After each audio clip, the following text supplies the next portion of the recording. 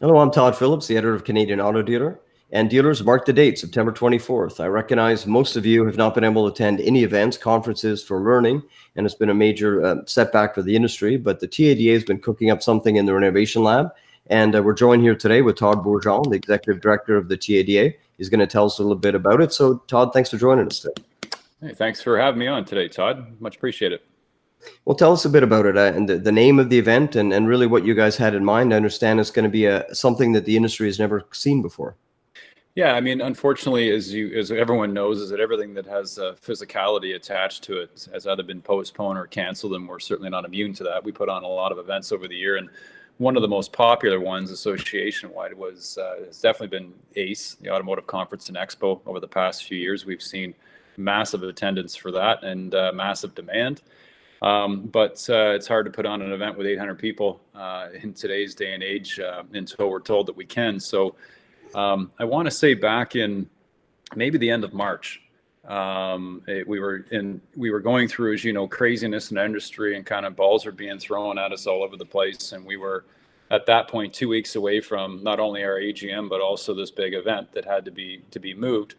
And I was in my car driving through downtown Toronto, and it kind of hit me as to how incredible this impact was going to have, not only on industry, but on the fact that it's going to be a long time before we get back together as groups. And the reason why it hit me was because it was a ghost town. Offices were empty, GO train parking lots were empty. It really hit when you got out to see it. And so it was kind of at that moment where we said, okay, like, what are we going to do to be proactive? We're not just going to sit back and let our industry fall asleep or let our industry disappear. And as you know, at that time, my primary focus was keeping the dealers on the essential list. And that's what we spent, 3 months and 2.5 months focused on. So I had my internal team start to look at what it is we could do that would be different. And we started to explore virtual platforms that would allow us to have engagement, allow us to have celebration, learning, all the different things that we have as part of ACE, but just not in a physical place. So we found something that we like. We found something that we think will satisfy that.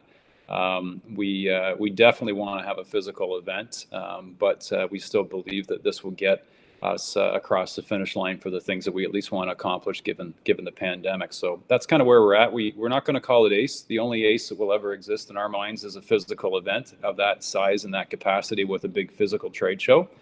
So it's going to be the Auto Dealer Innovation Series that we would normally put on in September anyways, powered by ACE. So we're going to take a lot of what we would put into the ACE event and obviously put into this event without the party and without the band, as much as I'd like to put that together, but it's not going to be possible this time around.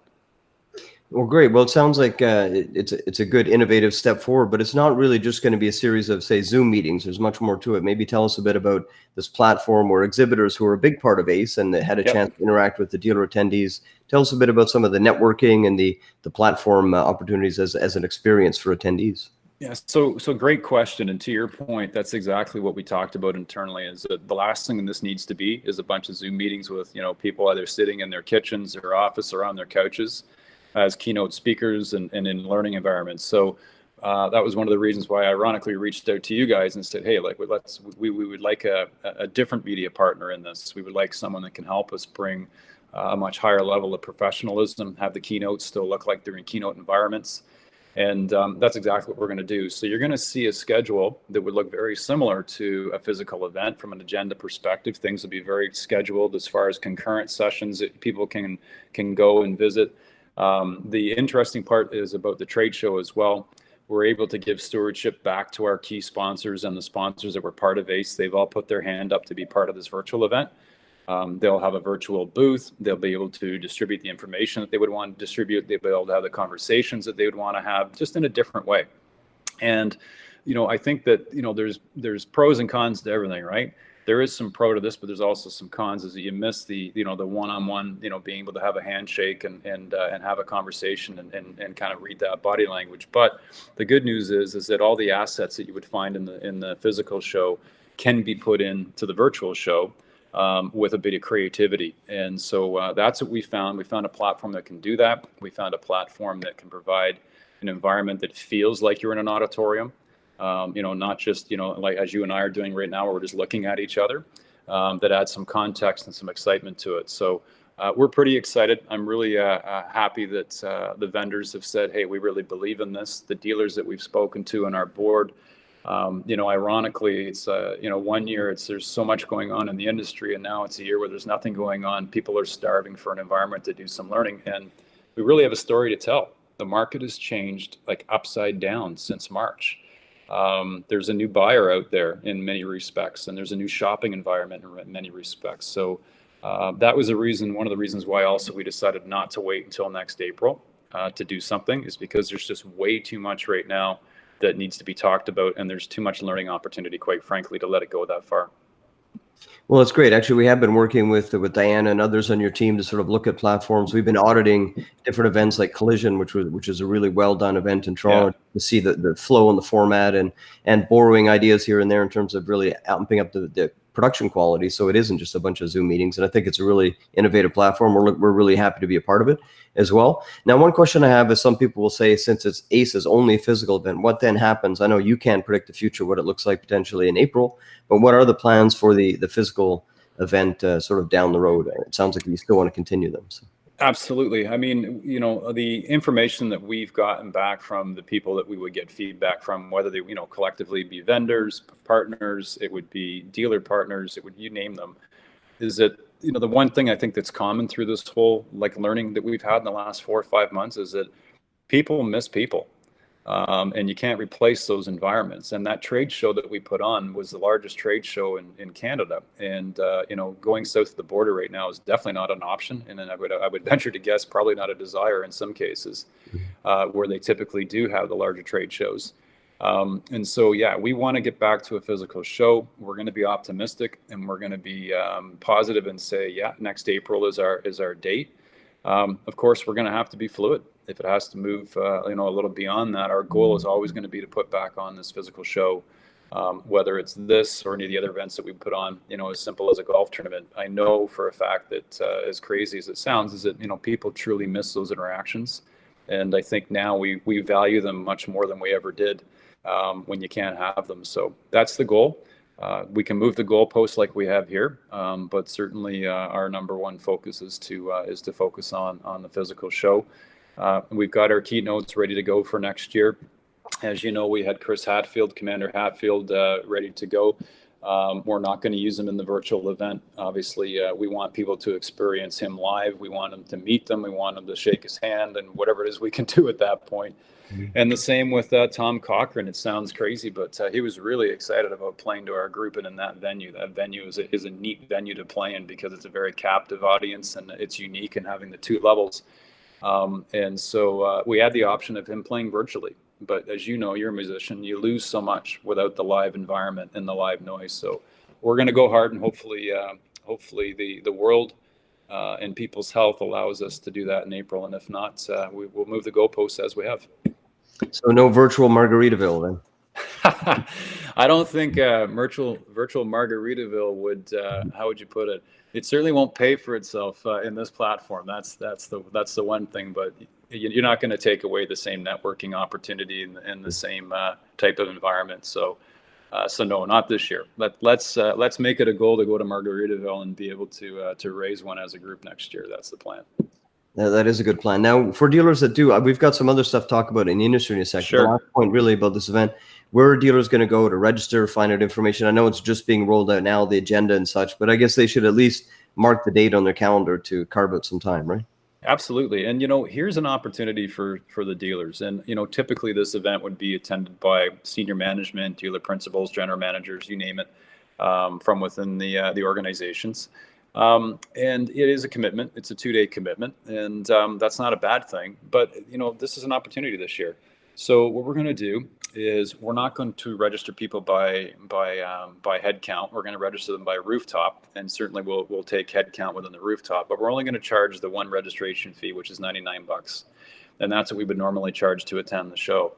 But they can have as many people under that rooftop participate in this. So if they want to have people from Department A spend time in the morning session in the lunchroom, and Department B over lunch, Department C over the evening or the afternoon, I think that's the neat opportunity to this.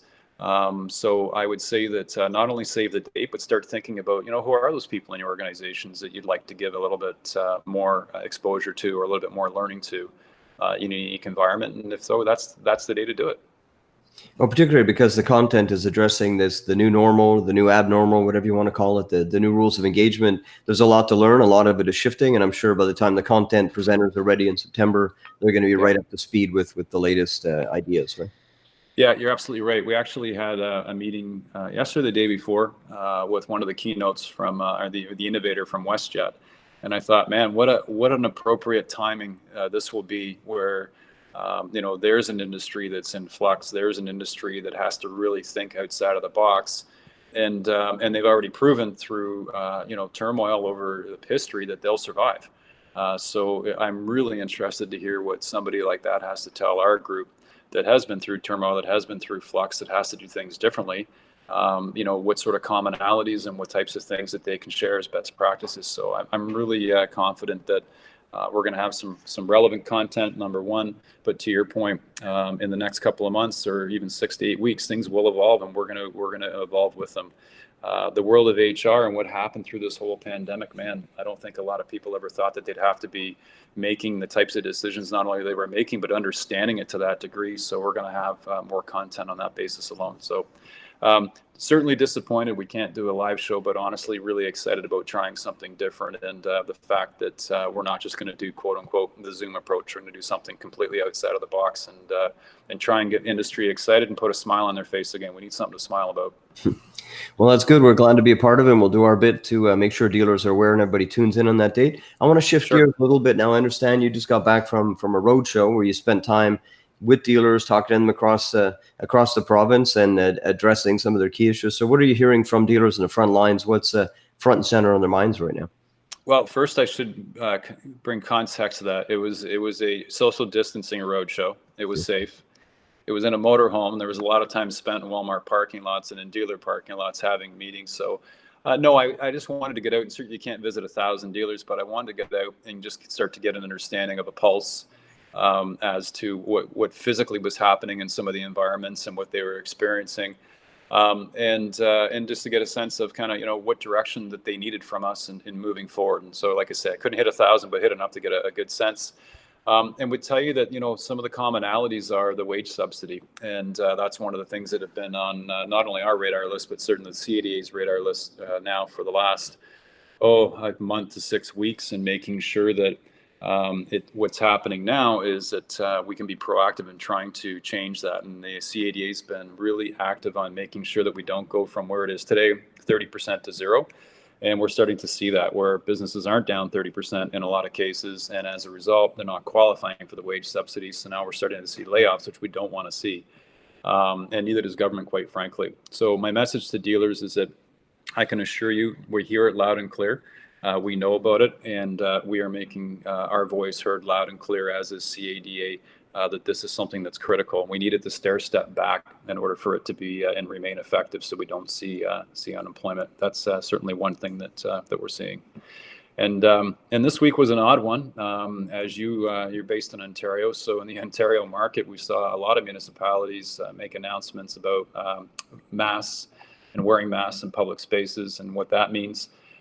Certainly, all of us are for public safety, but there's a lot of confusion around what that means in the workplace. And so we've spent a ton of time this week trying to do research on finding commonalities, and quite frankly, there isn't any. And it's really like going down a rabbit hole.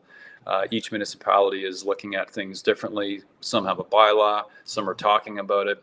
So, my feedback to the dealers would be is that, look, it sounds crazy, but make sure that you're connecting with your own municipality, even if you have to pick up the phone, and just find out the rules of engagement, because they really do vary. And it's going to be absolutely impossible for us to figure out every different nuance to each municipality without it being something that either we miss or we misinterpret because of the fact that, one does one way, one does the other. So not trying to pass the buck, just want to be honest and transparent that if the dealerships are questioning what's happening in their area, then they use their local health website, pick up the phone, call their local municipality, and we can kind of go from there. But those are the not top two, but those are the two this week that I would say are still kind of on the top of the burner.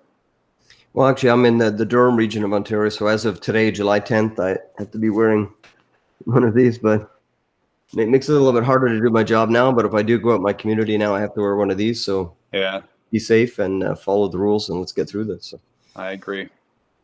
Well, thanks for joining us. That's great. Thanks for the update. And of course, dealers, again, mark your calendars for September and make sure to keep your eye out for updates and information about the agenda that will be coming up, and make sure to register your entire team, as many as possible, to take advantage of these great learnings. So thanks for joining us today, Todd.